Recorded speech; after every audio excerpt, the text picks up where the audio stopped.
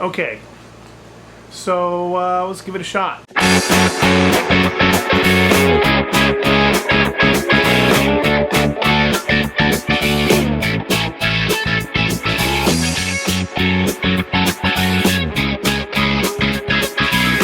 going to give you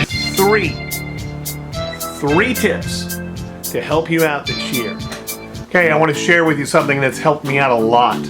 This is something that will save an immense amount of time when it comes to entering grades. You know, when you get all your papers in from your students, however you collect them, and you go to your grade book. For me, my grade book is in alphabetical order, so I pull up a page and it's got a name on it. Man, it may start with a P, so I have to look down to the middle. You know, as I mentioned before, I'm dyslexic. That's kind of a nightmare for me. What I have found, and actually I found this when I was a substitute teacher. That's right, I found this. I call it an ALPHASPLIT. It's actually, I think, called a C-line alphabet sorter. I'll put the link at the bottom of the page so that you can check it out. But it has a tab for every letter of the alphabet. When a student turns in their paper, they simply lift up the tab. For instance, if their name started with an L, they would just lift up the L and slide their paper under there. Very simple, very low tech, and let me tell you about the time it saves. It's amazing. Because when you strip the papers out, you have a stack of papers now, and that entire stack of papers is in almost alphabetical order. So now it's just a matter of entering grades by going from top to bottom in that stack. And you have finished your task. And it's not been jumping all over the place. You have to worry about entering people in the wrong spot. All those kind of mistakes that can be made can be eliminated with this. So simple, so easy. I recommend it highly. Give it a shot. See what you think. Handy tip. Handy tip. Students always want to borrow pencils, don't they? For some of you, you may be stronger than I am, and you may be able to tell them no every time. I have found something that almost always guarantees I get my pencils back. Golf pencils. They sell them by the gross at Office Depot and other locations. I'll also put a link to Amazon down below. Feel free to click on that and buy yourself a box of golf pencils. Nobody wants to carry those stubby little pencils around all day, and they don't even have an eraser. That's right, I don't put erasers on them, and I don't buy them with erasers.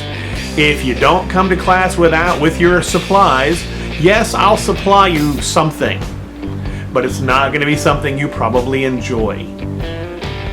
I almost always get my pencils back. Like I said, nobody wants to carry those around. So at the end of class, almost every student turns them back. I also have a rule that I buy 2 boxes a year. When those boxes are gone, if they run out, guess what? I'm not loaning any more pencils, and I don't. I've loaned out at that point 288 pencils, and they're gone. By the way, I've only run out of pencils 1 year in the last 5. So there you go. Okay, here's another tip. There is a course and a website and all these things that is offered by many districts. It may be offered by your district, I don't know. I will leave the website, like I said, down below. It's called Quantum Learning. It's a fantastic learning strategy set that I recommend highly. One of the things in that learning strategy set is the use of music in your classroom. That's right, music in your classroom. There is science behind it as well.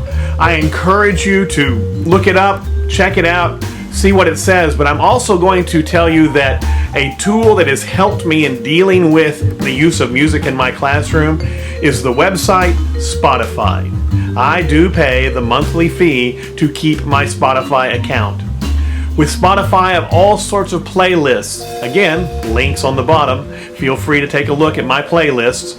I have lists of timer songs. I have lists of welcome songs. And one of the things I do every day is I have a set of about 2 to 3 songs that play from the time the bell rings to dismiss a class all the way through to the time I expect them to be done with their warm-ups in my class. Now, I also have it set so that on my bell schedule, one song ends just as or right before the tardy bell rings. And when that tardy bell rings, it's like boom, and the next song starts, and that's their warm-up song. That's also when I check roll. It's the same every day. You're going to have students who complain about it. You're going to have students in other classrooms who complain about it. It doesn't matter. Here's what it does. Something happens in the hallway and you're late getting to your class, but the music is running. As you approach the door, after that tardy bell has just rung, you will probably hear students saying, "Hurry, hurry, it's time to start the warm-up. I know he's not here, but the music..." It's because the music sets the routine. And so for that first part of my class every day, that same music plays.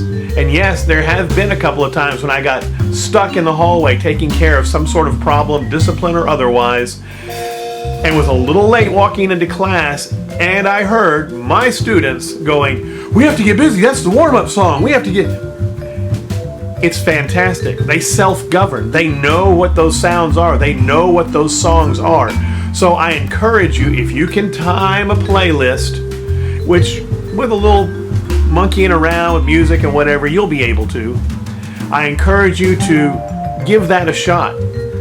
The other thing is playing classical Baroque style music at a low volume, very low volume, almost where you can't hear it, through the entire class period. This will lower your noise level in your classroom exponentially. It will also help them learn things. Now, this is where the science comes in, and I'm not going to get into all of that right now. I encourage you, study quantum learning, look up quantum learning online, Google it, check out the links that I'm leaving with you, and give it a shot, see what you got.